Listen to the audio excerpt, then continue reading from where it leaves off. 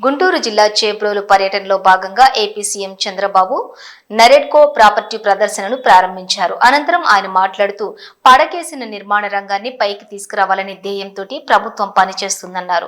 ఈ క్రమంలోనే నిర్మాణ సంస్థలకు ప్రభుత్వం అండగా ఉంటుందని చెప్పారు. రియల్ ఎస్టేట్ విస్తరిస్తేనే సంపద సృష్టించగలమని తెలిపారు.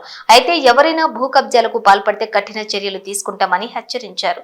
గత ప్రభుత్వ హయాంలో నిర్మాణ రంగం అడ్రస్ లేకుండా పోయే పరిస్థితులు నెలకొన్నాయని చెప్పారు. రాష్ట్రంలో చాలా సమస్యలు ఉన్నాయన్న సీఎం చంద్రబాబు ఎటు చూసినా అంధకారమే ఉందన్నారు. ఈ క్రమంలోనే ఏపీని అన్ని రంగాల్లో అభివృద్ధి చేస్తామని ఎన్నికల్లో హామీ ఇచ్చామని తెలిపారు.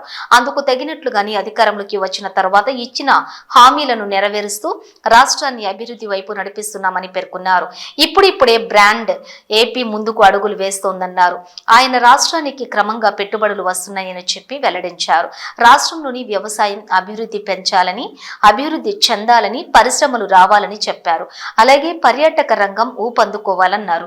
గత ప్రభుత్వ హయాంలోని కనీసం ఇసుక కూడా దొరకని పరిస్థితి వచ్చిందన్నారు. కానీ తాము అధికారంలోకి వచ్చిన తరువాత ఇసుక కొరత లేకుండా చేయగలిగామని తెలిపారు. నిర్మాణ రంగంలోని ఇసుక దొరకకపోతే ప్రభుత్వాన్ని దబాయించి తీసుకోవచ్చని సీఎం చంద్రబాబు స్పష్టం చేశారు.